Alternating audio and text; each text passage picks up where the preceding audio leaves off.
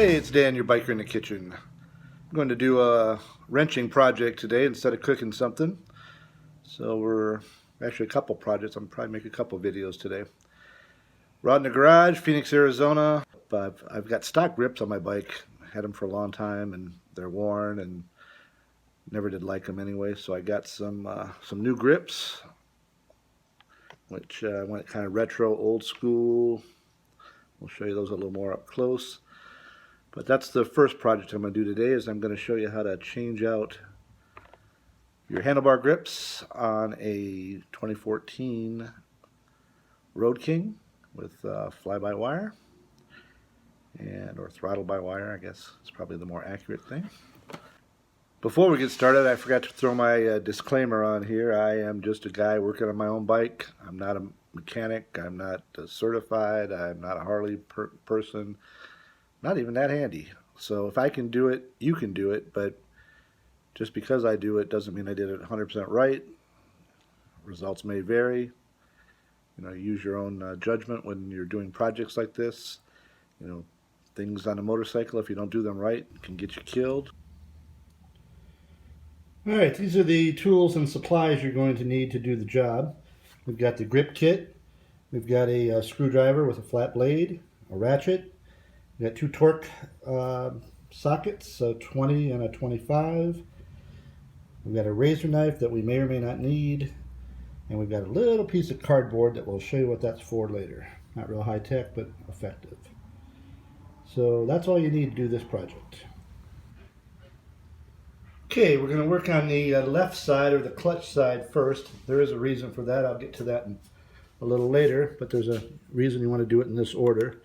First thing we're going to do is remove our odometer trigger here, where we can switch from, I guess not all models have that.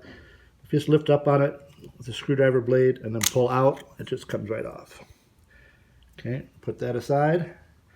And that'll let us get access to the screws that we need, which will be our next step. Okay, there are 4 bolts that we're going to have to, or screws that we're going to have to loosen and or remove to perform this task. The first ones are located here on top. There's one here. And this one actually will just release this front cover. There's one here and there's one directly below it. So there's 2 of those, and that's with the Torx 20 that we're going to remove that. So we'll just slide that in. Keep in mind it's plastic here, so you don't need to get too carried away with your force here. Actually, it's going to do that much with the ratchet. I'm going to do the rest by hand.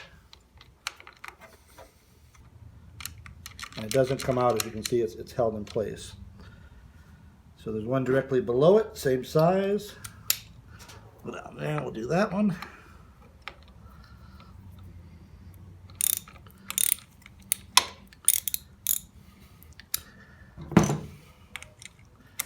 Make sure you use the right size Torx. You'll tear that hardware up, and then these specialty little bolts are, you go to the Harley dealer.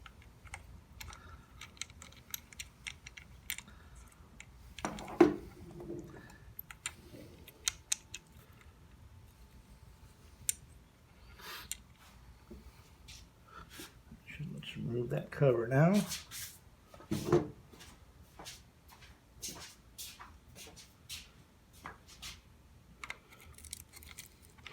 Be careful, there's expensive electronics behind here. You don't want to be gouging around with the screwdriver. Both of those screws on my model, on my 2014 RoadKing, they actually stayed in place. So you don't have to remove those. So that lets us get that off there. And then we're going to switch over to the Torx 25. Alright, before I loosen these 2 bolts here, which will release this whole clutch assembly, we're just going to loosen them. We're not going to remove them. And this, they could tilt forward or back with the weight of this. And that's going to, change your riding position. So to save you some time, you might want to do something like this. I just took a piece of masking tape and I lined it up with this seam, so I can just put it right back to where it was. I like my riding stance where it is, and I don't want to change it. So I just put that piece of tape in place so that when I loosen these 2 screws, that I can put it back. And okay, we're just going to crack these loose.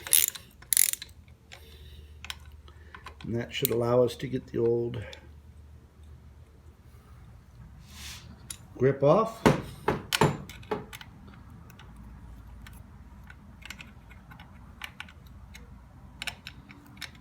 Again, keep in mind that's plastic and cast in some situations, so you don't want it to be too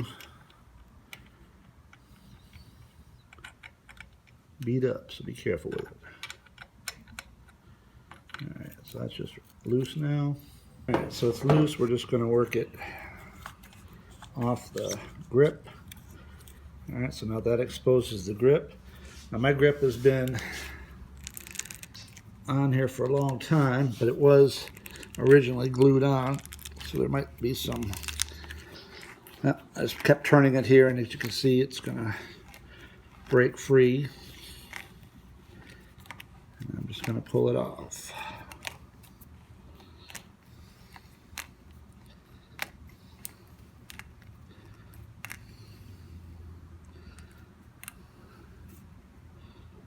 All right, and that's the old grip off.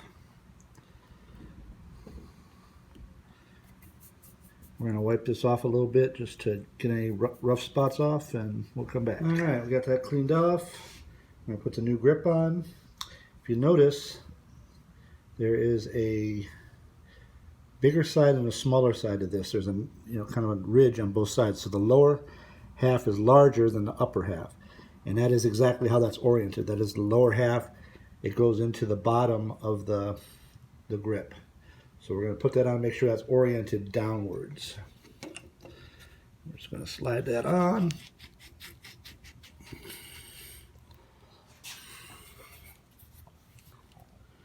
All right, we're going to move this back into place.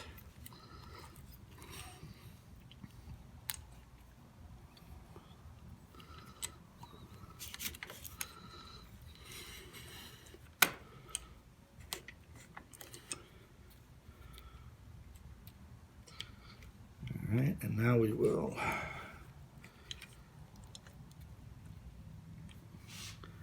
put the cover back on. Alright, we got that back close to where it belongs anyway, so we're going to put everything on and just put the screws on loosely in case we need to move something. Let's get them started.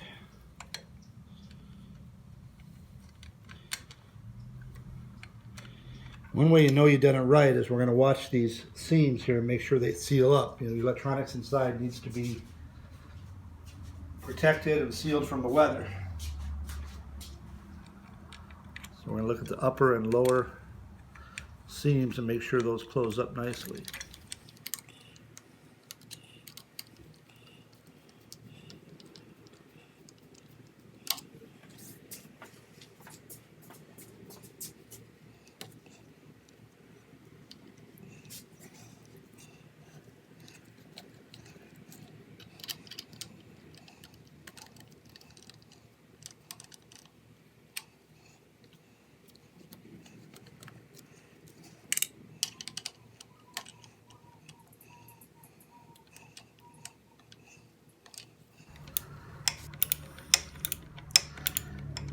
See that or not, but that seam is drawn right down correctly. I'll leave that a little bit loose still. We're going to tighten up the clutch mount.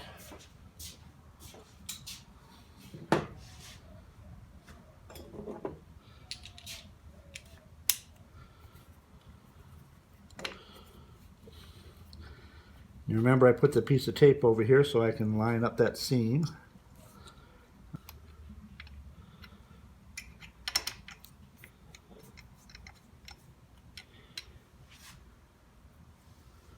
Now for the moment, that's just finger tight.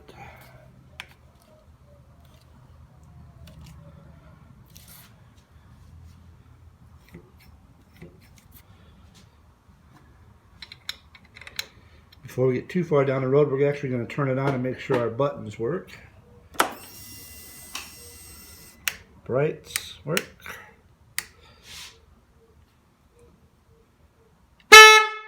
works. Sorry about that. Turn signal works. So our can't really test the cruise works. And odometer works. So we've got the left side done. For those of you that want the manufacturer's specs per the Harley Davidson instructions here. And one thing I forgot to show you was putting back the little odometer trigger. That basically just slides back on, pushes in, until it clicks. That's good to go. I mentioned earlier this little piece of cardboard here. I told you I'd get two. So what we're going to do is we're going to squeeze the brakes in. And then back here,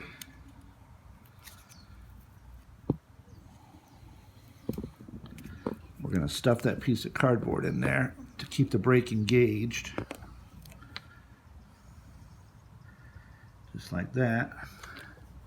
And that way it'll keep that brake sensor away from the handlebar as we turn it around. We don't want to damage it when we're twisting and turning here. All right, now we're moving to the throttle side. And basically we're going to undo the same 4 bolts, remove the 2 or completely loosen the 2 and just crack the other 2 loose. We've got our piece of cardboard in place to keep our brake sensor from getting damaged. And I'm not going to bother showing you twisting the screws loose. I'll just start with the screws taken out.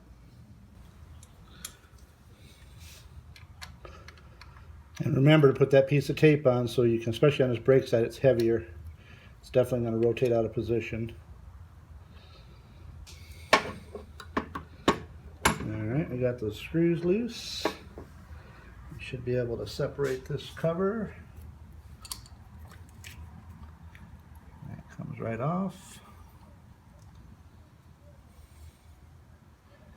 This side should be a little easier.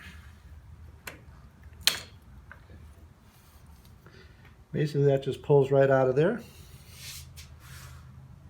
Then you can see right here on the end, this is your throttle by wire connection. See, it's moved out a little bit. Make sure it stays in. You can see there's splines on it, so they have to match up with the splines on the inside of the handle. And this goes on quite easy because it's meant to turn, obviously, but you can feel those splines engage. And you might also just make sure that it snaps back. That way you know you got it. I'll kind of zoom in here just so you see it. I don't know if you can see it very well in this light or not, but there's a ridge on this and it needs to get beneath or the other side of this section here. And that's basically what holds the throttle in. So that's really important. Alright, so I'm going to line this up on the tape.